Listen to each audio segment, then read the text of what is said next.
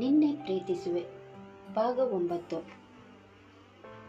ರಾಘವ್ ತನ್ನ ಪ್ರೀತಿಯನ್ನು ನಿರಾಕರಿಸಿದ್ದಕ್ಕೆ ಕಾವ್ಯಳಿಗೆ ತುಂಬಾನೇ ಬೇಸರ ಉಂಟಾಯಿತು.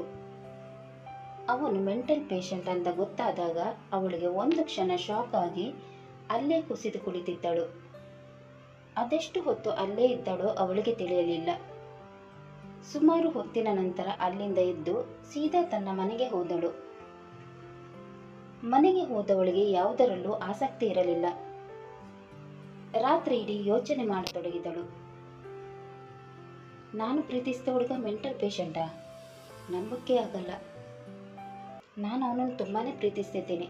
ಅವನನ್ನು ಮರೆತು ಹೇಗೆ ಬಾಳಲಿ? ಒಂದು ವೇಳೆ ನಾನು ಅವನನ್ನು ಪ್ರೀತಿಸಿದ ಮೇಲೆ ಅವನು ಮೆಂಟಲ್ ಪೇಷಂಟ್ ಆಗಿದ್ರೆ ನಾನು ಇದೇ ರೀತಿ ಯೋಚನೆ ಮಾಡ್ತಿದ್ನಾ? ಖಂಡಿತ ಇಲ್ಲ. ನಾನು ಅವನನ್ನು ಒಪ್ಕೊಳ್ತಿದ್ದೆ. ಈಗಲೂ ಕಾಲ ಮಿಂಚಿಲ್ಲ. ಅವನು ಒಳ್ಳೆಯವನಾಗಿದ್ದಕ್ಕೆ ನನಗೆ ಎಲ್ಲ ವಿಷಯವನ್ನು ಹೇಳಿದ್ದ. ಅವನು ಮೆಂಟಲ್ ಪೇಷಂಟ್ ಆಗಿದ್ರೆ ಏನಂತೆ? ಈಗ ಮಾತ್ರೆ ತಗೊಂಡು ಸರಿ ಹೋಗ್ತಾ ಇದ್ದಾನಲ್ವಾ? ಅವನು ಒಳ್ಳೆಯ ಗುಣ ನೋಡಿ ನಾನು ಅವನನ್ನು ಪ್ರೀತಿಸಿದೆ. ಈಗಲೂ ಪ್ರೀತಿಸ್ತಾ ಇದ್ದೀನಿ, ಮುಂದಕ್ಕೂ ಪ್ರೀತಿಸ್ತೇನೆ.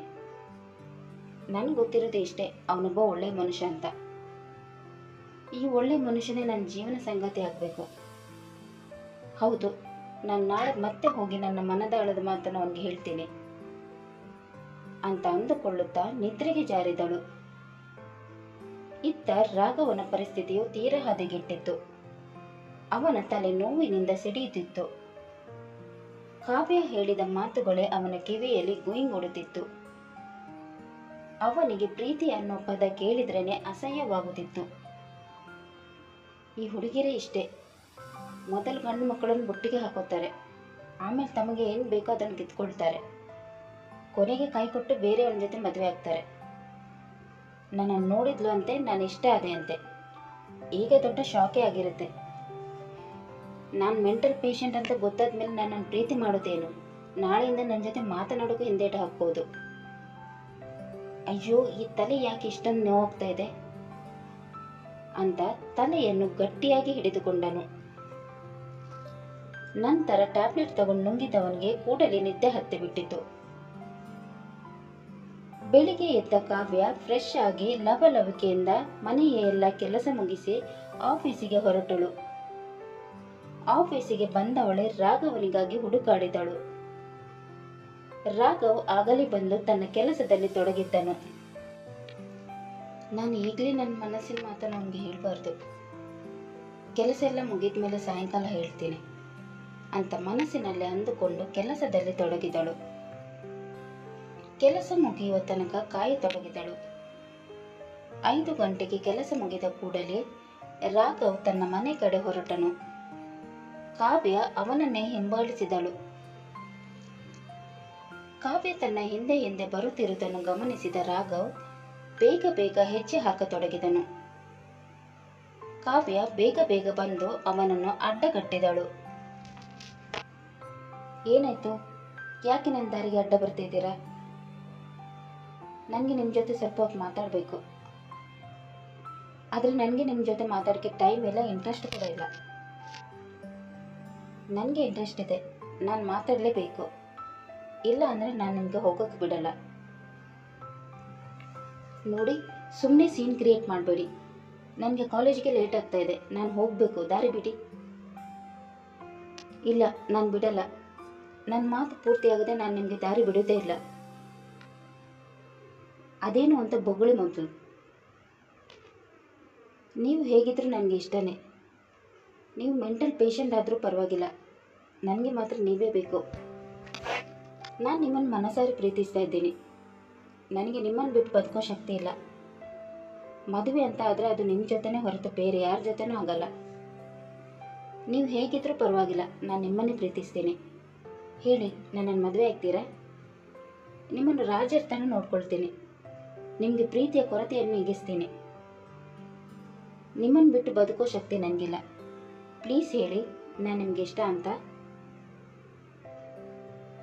ನನಗೆ ನೀವು ಇಷ್ಟ ಇಲ್ಲ ಅಂತ ನಿನ್ನೆನೇ ಹೇಳಿದ್ದೇನೆ. ಮತ್ತೆ ಯಾಕೆ ನನ್ನನ್ನು ಪದೇ ಪದೇ ಕಾಡ್ತೀರಾ? ನನಗೆ ಪ್ರೀತಿ ಮೇಲಿರೋ ನಂಬಿಕೆ ಹೋಗಿದೆ.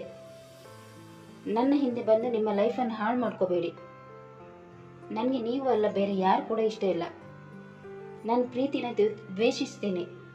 ಸುಮ್ಮನೆ ನನ್ನ ತಲೆ ತಿನ್ನಬೇಡಿ. ನನಗೆ ನೀವು ಅಂದರೆ ಇಷ್ಟ ಇಲ್ಲ, ನಾನು ನಿಮ್ಮನ್ನು ಪ್ರೀತಿಸ್ತಾ ಇಲ್ಲ. ಸುಮ್ಮನೆ ಮನೆಯವರು ಹೇಳಿದ ಹುಡುಗನನ್ನೇ ಮದುವೆಯಾಗಿ ಸುಖವಾಗಿರಿ. ನನ್ನ ಹಿಂದೆ ಬಿದ್ದು ಜೀವನನ ನರಕ ಮಾಡ್ಕೋಬೇಡಿ.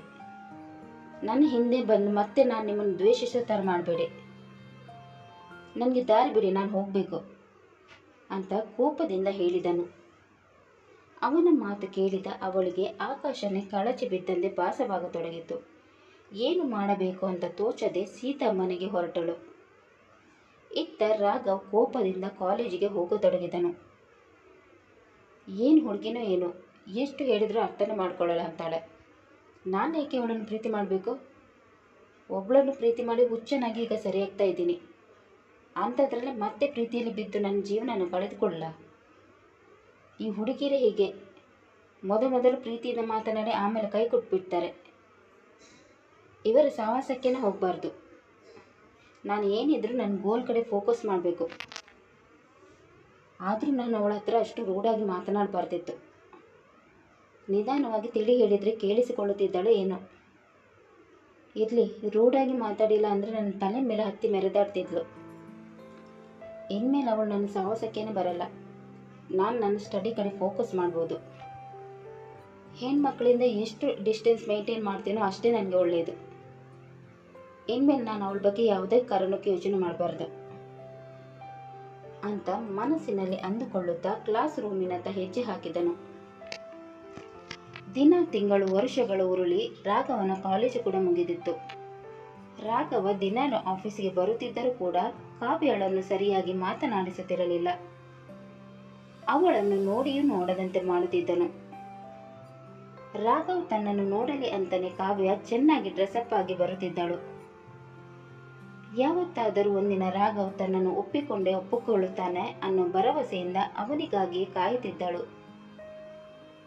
ಆದರೆ ರಾಘವ್ ಅವಳ ಹಾಗೂ ಇವನ ಮಧ್ಯೆ ಏನೂ ನಡೆದಿಲ್ಲ ಅನ್ನೋ ಥರ ಬಿಹೇವ್ ಮಾಡುತ್ತಿದ್ದನು.